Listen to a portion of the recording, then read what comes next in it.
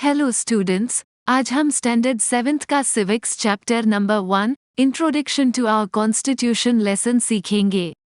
यदि आप नए हैं तो सब्सक्राइब और बेल आइकॉन दबाना न भूलें ताकि आप हमसे कोई भी अपडेट ना चूकें। प्लेलिस्ट की लिंक ऊपर राइट साइड के कॉर्नर में और इस वीडियो के डिस्क्रिप्शन में है। So let's start.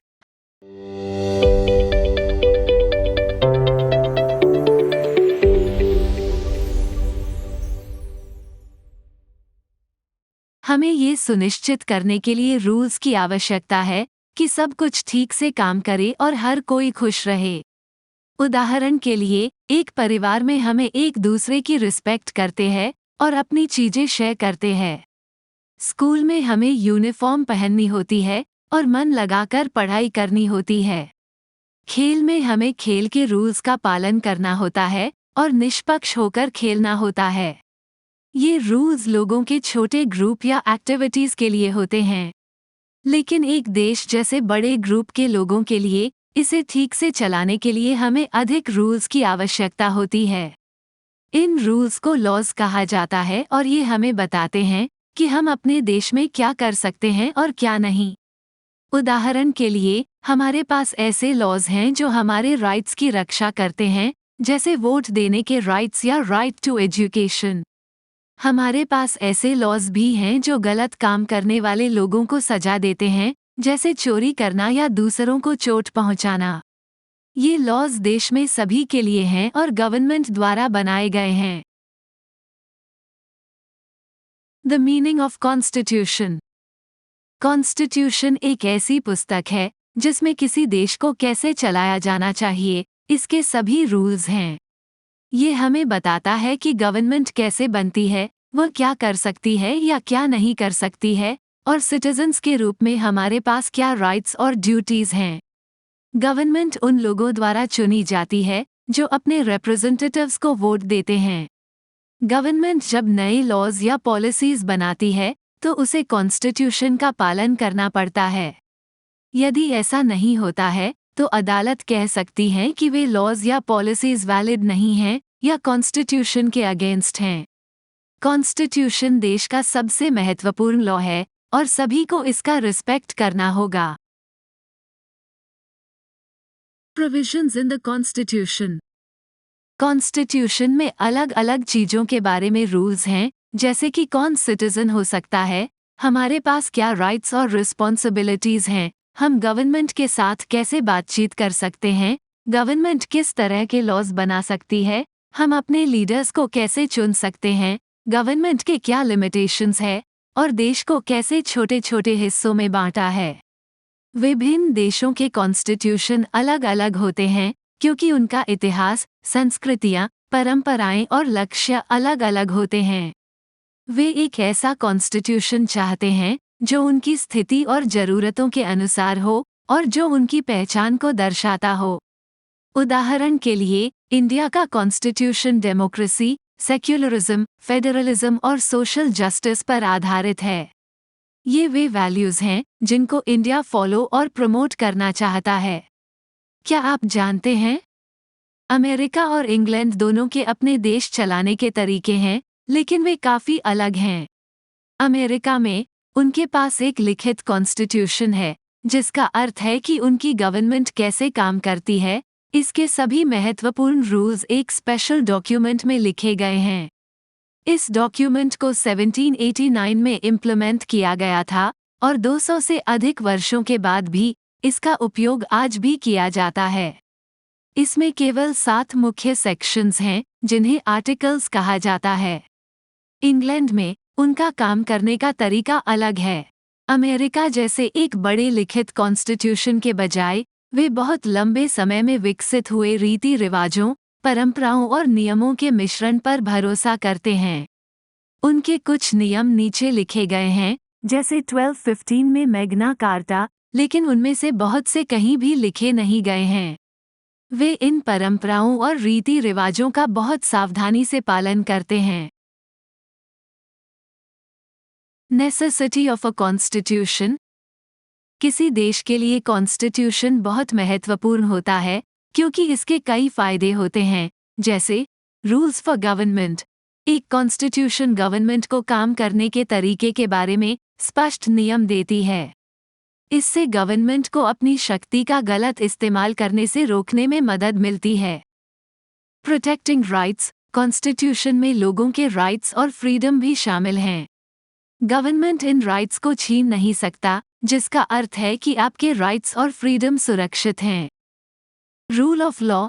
जब कोई देश अपने कॉन्स्टिट्यूशन का पालन करता है तो ये कहने जैसा है कि गवर्नमेंट सहित सभी को रूल्स का पालन करना होगा।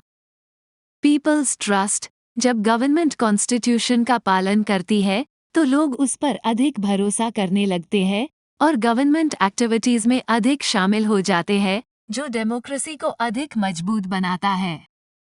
Guiding ideals. कॉन्स्टिट्यूशन देश को महत्वपूर्ण आइडियाज भी प्रस्तुत करता है। यह विश्व शांति, सुरक्षा और ह्यूमन राइट्स की रक्षा जैसी चीजों के लिए मदद करता है।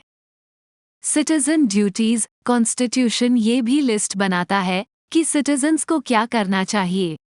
इससे देश में हर किसी को अपनी जिम्मेदारियां जानने में मदद मिलती है।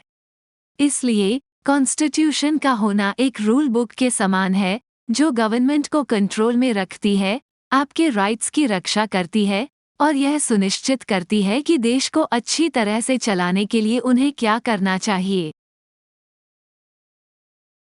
What is administration and what is included in the administration of a country?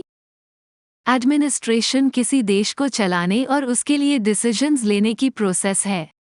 Government को कई विषयों से संबंधित लॉज बनाने होते हैं, जैसे बाउंड्रीज की रक्षा करना, लोगों को बाहरी आक्रमण से बचाना, गरीबी को खत्म करना, बेरोजगारी को कम करना, एजुकेशन और हेल्थ सर्विसेज प्रदान करना, कॉमर्स और इंडस्ट्रीज को प्रोत्साहन देना, कमजोर वर्गों की सुरक्षा करना, महिलाओं, बच्चों और ट्राइबल लोगों की प्रगति के लिए पॉलिसीज बनाना आदि। गवर्नमेंट को इन लॉज को लागू करके सोसाइटी में बदलाव लाना होता है। इन शॉर्ट, आधुनिक समय में गवर्नमेंट को स्पेस रिसर्च से लेकर पब्लिक क्लीनलीनेस तक विभिन्न मुद्दों से संबंधित निर्णय लेने पड़ते हैं। इसी को एडमिनिस्ट्रेशन या गवर्नेंस कहते हैं। Background to the making of the constitution. 1946 में ब्रिटिश शासन से आज़ादी के लिए भारत के संघर्ष के बाद भारतीय लीडर्स ने निर्णय लिया कि एक बार स्वतंत्र होने के बाद वे अब ब्रिटिश द्वारा बनाए गए नियमों द्वारा शासित नहीं होना चाहते। इसके बजाय वे नए स्वतंत्र भारत के लिए अपने स्वयं के नियम और कानून बनाना चाहते थे। इसलिए उन्होंने कॉन्स्टिट्यूएंट असेंबली नामक एक विशेष ग्रुप को बनाया। इस ग्रुप के पास नए स्वतंत्र भारत के लिए रूल्स का एक नया सेट, जिसे कॉन्स्टिट्यूशन कहा जाता है, बनाने का महत्वपूर्ण काम था। इसे ऐसे समझें कि देश को कैसे काम करना चाहिए, इसके लिए एक नई इंस्ट्रक्शन मैनुअल बनाई जा रही है, लेकिन इस बार ये भारतीयों द्वारा भारत के लिए लिखा गया है। ये भारत के स्वशासन और स्वतंत्रता की दिशा में एक महत्वपूर्ण कदम था। Constituent assembly. 1947 में भारत के स्वतंत्र होने से पहले इस पर ब्रिटिश का शासन था। उन्होंने भारत को बम्बई, बंगाल और मद्रास जैसे विभिन्न हिस्सों में विभाजित किया, जिन्हें प्रोविंसेस कहा जाता था। प्रत्येक प्रोविंस की अपनी लोकल गवर्नमेंट होती थी, जिसे वहां रहने वाले लोगों द्वारा चुने गए रिप्रेजेंटेटिव्स द्वारा चलाया जाता था। इसके अतिरिक्त कुछ क्षेत्रों में लोकल लीडर्स थे, जिन्हें प्रिंस कहा जाता था, जो अपने स्वयं के क्षेत्रों को चलाते थे, जिन्हें प्रिंसली स्टेट्स के रूप में जाना जाता था। जब भारत स्वतंत्रता के लिए तैयार हो रहा था, तो वे पूरे देश के लिए रूल्स का एक नया सेट बनाना चाहते थे। ऐसा करने के लिए उन्होंने कॉन्स्टिट्यूशन असेंबली नामक एक विशेष ग्रुप को बनाया। इस असेंबली में न केवल प्रोविंसेस थे, बल्कि प्रिंसली स्टेट के रिप्रेजेंटेटिव्स भी शामिल थे। ये रिप्रेजेंटेटिव्स, टोटल 299 मेंबर्स, स्वतंत्र भारत के लिए नए नियमों पर काम करने के लिए एक साथ आए। इस महत्वपूर्ण असेंबली के लिए प्रेसिडेंट के रूप में डॉक्टर राजेंद्र प्रसाद को चुना गया। The contribution of doctor Baba Saheb Ambedkar. Drafting committee के चेयरमैन डॉक्टर बाबा साहेब अम्बेडकर थे। उन्होंने दुनिया के विभिन्न देशों के कॉन्स्टिट्यूशंस का अध्ययन किया और भारतीय कॉन्स्टिट्यूशन का ड्राफ्ट तैयार करने के लिए कड़ी मेहनत की। उनके द्वारा तैयार कॉन्स्टिट्यूशन का ड्राफ्ट कॉन्स्टिट्यूएंट असेंबली में प्रस्तुत किया गया। इसके हर आर्टिकल पर चर्चा की गई। हर मेंबर द्वारा कई इम्प्रूवमेंट का सुझाव दिया गया। ड्राफ्ट प्रस्तुत करने, उस पर उठे विभिन्न प्रश्नों का उत्तर देने, कॉन्स्टिट्यूएंट असेंबली के सुझावों के अनुसार ड्राफ्ट में चेंजेस करने तथा कॉन्स्टिट्यूशन के प्रत्येक प्रोविजन को परफेक्ट बनाने का काम डॉक्टर बाबा साहेब अम्बेडकर ने संभाला। कॉन्स्टिट्यूशन के निर्माण में उनके कंट्रीब्यूशन के कारण डॉक्टर बाबा साहेब अम्बेडकर को इंडियन कॉन्स्टिट्यूशन का आर्किटेक्ट कहा जाता है। कॉन्स्टिट्यूएंट असेंबली ने कॉन्स्टिट्यूशन लागू किया और 26 नवंबर 1949 को इसे अपनाया। इसलिए 26 नवंबर को कॉन्स्टिट्यूशन डे के रूप में मनाया जाता है। 26 जनवरी 1950 से देश कॉन्स्टिट्यूशन के प्रोविजंस के अनुसार शासित होने लगा। इसी दिन से इंडियन रिपब्लिक अस्तित्व में आया। इसलिए 26 जनवरी को रिपब्लिक डे के रूप में मनाया जाता है। क्या आप जानते हैं? डॉक्टर बाबा साहेब अम्बेडकर का contribution water conservation, foreign policy, national security, journalism, economics, social justice आदि जैसे कई क्षेत्रों में था। We are proud of it. Constituent assembly में, जहां कॉन्स्टिट्यूशन का निर्माण किया जा रहा था, महत्वपूर्ण निर्णय एक दूसरे से बात करके और सुनकर किए जाते थे। लोग हमेशा सहमत नहीं होते थे, लेकिन वे एक दूसरे की राय का सम्मान करते थे और अच्छे विचारों को स्वीकार करते थे। डिबेट, चर्चा और विभिन्न दृष्टिकोणों का सम्मान करने की इस प्रोसेस में काफी समय लगा। कॉन्स्टिट्यूशन लिखने में टोटल 2 साल 11 महीने और 17 दिन लगे। जब ये तैयार हुआ तो कॉन्स्टिट्यूशन में कई भाग थे, जैसे किसी पुस्तक में चैप्टर्स, जिन्हें 22 पार्ट्स कहा जाता था। इसके अलग अलग नियम और गाइडलाइंस भी थे, जो पुस्तक के सेक्शंस की तरह थे, जिन्हें 395 आर्टिकल्स कहा जाता था। इसके अतिरिक्त कुछ अतिरिक्त चीजें भी जोड़ी गईं, जिन्हें 8 शेड्यूल्स कहा गया। हमें इस पर गर्व है, क्योंकि ये दर्शाता है कि भारत के लीडर्स ने रूल्स का एक सेट बनाने के लिए पेशेंस रखकर और रिस्पेक्टफुली मिलकर काम किया, जो भारत को सभी के लिए एक निष्पक्ष और न्यायपूर्ण देश बना देगा। क्या आप जानते हैं?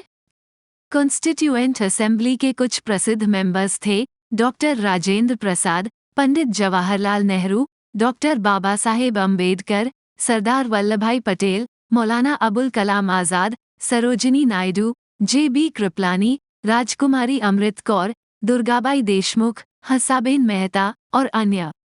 बी.एन. राव नाम के एक लीगल एक्सपर्ट थे, जिन्हें कॉन्स्टिट्यूशनल एडवाइजर के रूप में अपॉइंट किया गया था।